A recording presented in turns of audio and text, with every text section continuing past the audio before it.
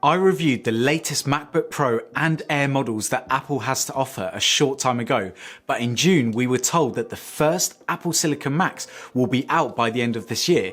So what do we know so far, and is it worth waiting for? Hello everyone, my name's Mike, and here at Tech Moon we uncover tech at home and in video. So hit that subscribe button if you want to see more. But over the last week or so we've heard a lot about these rumors of the Apple Silicon Mac. So let me give it to you in an easy, digestible video. In WWDC, Apple announced that they are going to be moving away from Intel-based Macs and going for their own chips that they have developed for, let's say, the iPhone and iPad, just with basically more power.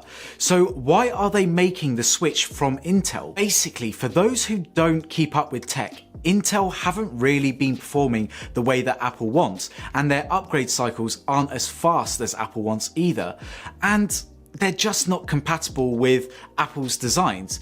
We see this in, let's say, the MacBook Air and even the MacBook Pro 13-inch, where if you push them hard, the cooling capabilities aren't good enough to bring the temperatures down. This is because Apple just doesn't compromise on design for cooling, let's say. Whether that's right or wrong, that's just Apple, and these Intel chips really haven't improved as much as Apple wants, and as always they run hot, and they have been running hot for a number of years. Apple has really struggled with keeping these Intel CPUs cool. Apple states that because of their history with creating their own chips, that if they did this for the Mac, that they're able to create faster and more energy efficient Macs that will give you better battery life and, most importantly, will run cooler than Intel CPUs. Apple has been creating powerful energy efficient chips for a number of years, mainly in every iPhone, iPad and in the Apple Watches, and as we know, they are pretty powerful in those devices and give amazing battery life in those respective segments. Apple designs these custom chips, but they outsource its manufacturing to a company called TSMC. TSMC have been at the forefront of manufacturing chips, and they have been developing new processors that are faster and better than what are offered by Intel, and are almost a couple, or if not a few, generations ahead of Intel. Now, apart from all of the technical aspects and improvements to the power and battery life that TSMC brings with their manufacturing processes, we also know that Apple loves to add their own custom technologies that make Apple Macs a little bit more unique than its competition. For example, like that T2 chip, which brings audio and video encoding and has its own sort of secure enclave. Whether you love it or leave it, it is actually a really good idea. And Intel has been known for a whole bunch of security issues over the years, and it really doesn't look like it's going to get any better for Intel. If we just take a look at this image, for example, that Apple has provided, we see how many technologies that Apple has created and developed in these chips, and this makes Apple Macs really amazing for things like machine learning and video editing capabilities. So why is the switch such a big thing? Isn't it basically the same, just that Intel's basically making these chips now instead of Intel? Well, no. Intel works on the same architecture as most PCs out there, which is called x86, but our phones and tablets mostly work on an ARM architecture. So the switch to Apple Silicon means that our Macs will now work very similar to our phones, just with a lot more power. This means that for Macs, they can run iPhone and iPad apps natively. Now, I won't get into the differences in terms of cores and how Apple has several different types of energy efficient cores and power cores that switch depending on obviously the programs that you're using, but essentially this is a huge advantage of these Apple Silicon chips. That's also why developers can take much better advantage within their apps to make it run better on, let's say, an iPhone or an iPad, and hopefully in the future Macs as well, than other ecosystems out there like for Windows or Android. But this isn't about being able to run your apps on your Mac.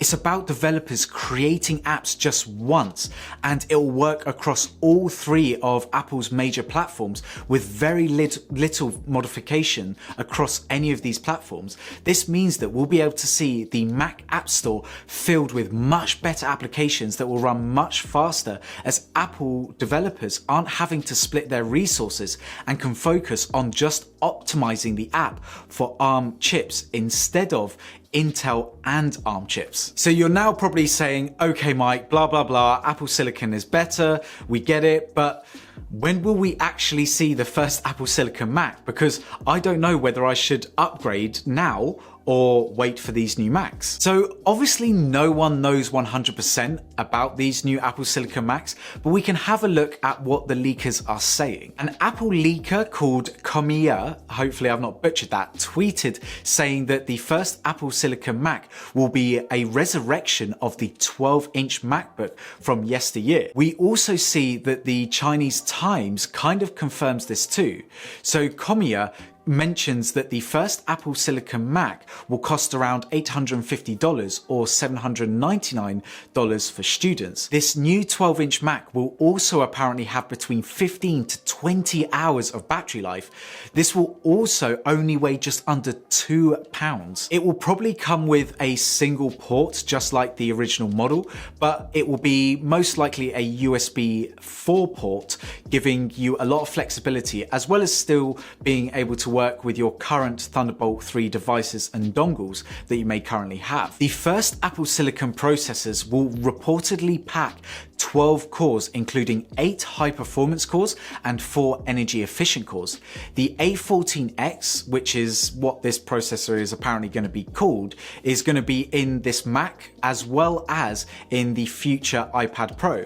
But in my opinion, I don't think it's going to be exactly the same, as Apple will not just put an iPad chip into a Mac and call it a day, as everyone will just be saying, well, where is this family of SoCs that you've mentioned specifically designed for the Mac? The 12-inch MacBook Pro will also be rumored to have the 4th generation Butterfly keyboard, which kind of worries me, as the name Butterfly is just associated with unreliability, but maybe 4 times the charm? Other Apple leakers, like the reputable Ming-Chi Kuo, thinks that the base MacBook Pro will be the first on the list to get the Apple chip juice, then the MacBook Air after that by the end of the year, or early part of next year. Basically, both the Pro and Air models will get the chip upgraded, but with no redesign. Q3 2021 is probably where we'll see the 14-inch or the rumored 14-inch MacBook Pro to get launched. So if you are hoping that you'll get the Apple Silicon Mac with the new 14-inch Pro model design, then I wouldn't hold your breath. Unfortunately, it's going to be next year by the looks of things. So what do I think about all of this, and what are my thoughts on how Apple should play this launch? In my personal opinion, I don't think we'll see an updated 12-inch model. I think that we will see an update to the MacBook Pro base models first, as this just makes sense. This firstly has the most outdated processor, and it didn't really get an update at all this year. It will have, unfortunately, the same redesign as last year and pretty much the same hardware as well, except for USB 4 maybe. The only thing that really makes me hesitant is that if they do add this Apple Silicon chip in these base models, as the rumors suggest, then what does this mean for the more expensive $1,800 model that was only launched about 3 months ago? This Apple Silicon chip is meant to be more powerful, meant to last longer, and meant to run cooler. Will this chip outperform the £1,800 13-inch MacBook Pro that many of us have just bought? It just confuses me, because Apple will obviously want to show the performance improvements, and it will want to perform better than those 8th generation processors, of course, but will they have to cripple it so that it doesn't anger those people who have just bought the 13-inch MacBook Pro with the 10th generation Intel chips? I mean, when Apple switched from PowerPC to Intel, those computers actually saw up to 3 times the performance. So I guess Apple doesn't really mind leaving a bad taste in people's mouth for the greater good, even if it will annoy me just a little bit. I think if they launch that 12-inch with the Apple Silicon chip, I just have a funny feeling that it will outperform the MacBook Air, and it will run cooler, and it will last longer, and apparently it'll be cheaper as well. So does this mean the death of the MacBook Air? And where does it sit if they bring out this MacBook Air and they also update these Pro models with the Apple Silicon chips? I mean, it just doesn't make sense to me. It's really confusing, as I'm sure it is for all of you. I just always imagine that Apple will be bringing out an all new design Mac with an all new Apple Silicon chip. I just think that with all this hype about Apple Silicon, to then just add the Apple Silicon chip to existing models without much else is just a bit anticlimactic.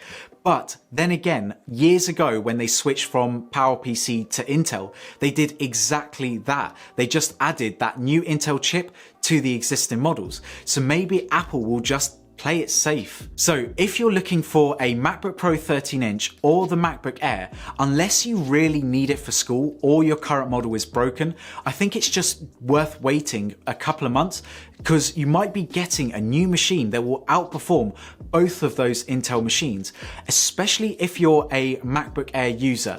I just think that if you wait a couple of months, you might be getting a machine that runs cool, that won't have the fans spool up, and will perform really well, even potentially with 4K playback. But as always, this is a discussion, so please leave a comment down below on what you think, because right now the tech community is so divided on this, and I'm not gonna lie, I do not have all the answers. So I think it'll be really interesting to hear what you guys think, and also let me know what new rumors have been out, because it seems like every day on Twitter there is something new, and Apple have just been more unpredictable over the last year than they have been over the last previous years. Check out the links in the description below if you want to support the channel, and if you haven't already, please follow me on Twitter and Instagram at TechCarMoon. Drop me a like on this video if you've enjoyed it, and hit that subscribe button if you want to see more. Also, check out these fantastic videos that I handcrafted myself if you want to see more of me. Anyway, everyone, I'll see you in the next one. Bye.